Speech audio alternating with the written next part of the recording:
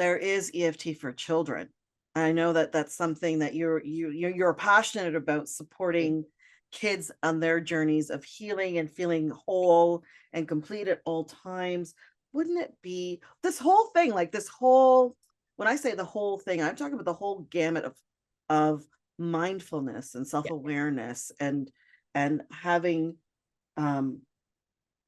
giving children the space to give them these tools when they're so young is such a beautiful thing. Like, I know there are certain countries that kids and certain classrooms where they implement meditation, they implement, EFT, they implement those things.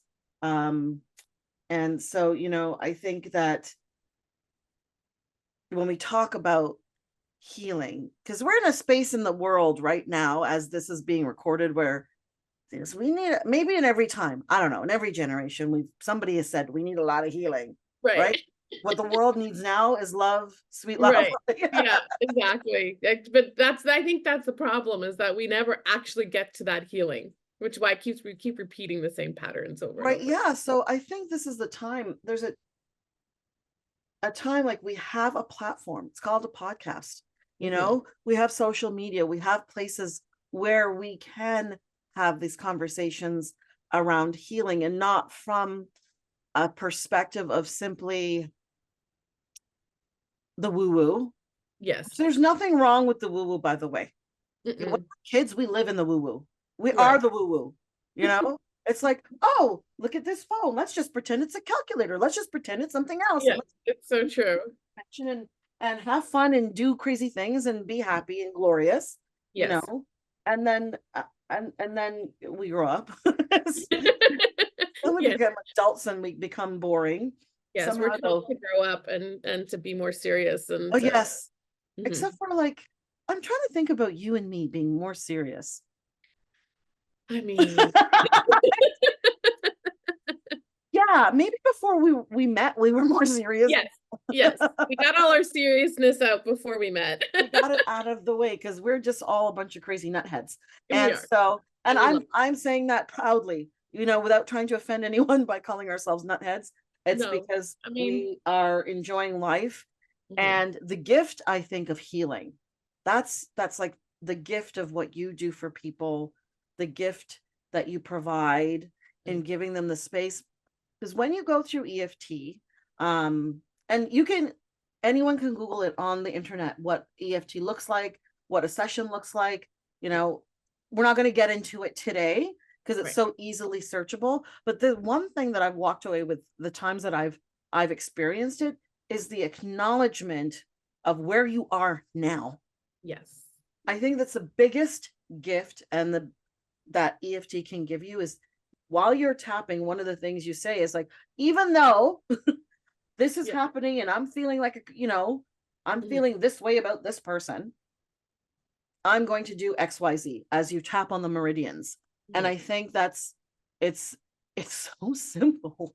It is. And what I love about you said that even though statement, it's like, just for anybody who hasn't experienced it, you start off with even though, and yes, it's like, I'm feeling X, Y, Z.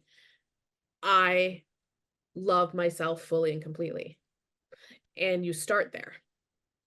And many people are confronted and they have trouble saying that last part. But, it's like, hold the space and it's like, okay, it's okay. You don't have to believe it.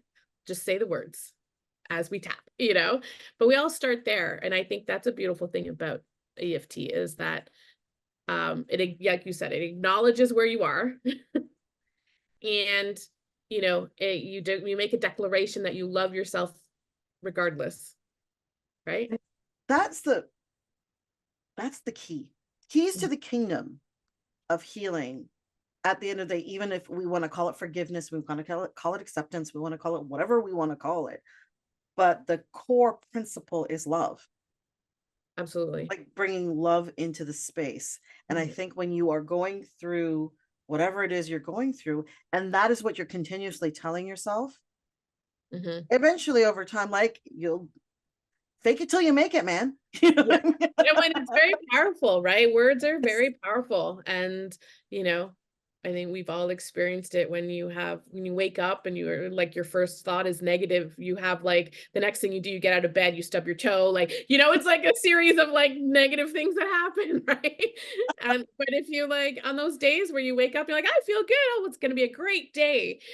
It's like, I feel like that's kind of how your day unfolds, right? So the words that we use are so very powerful. And when they can be combined with other things, just amplifies that.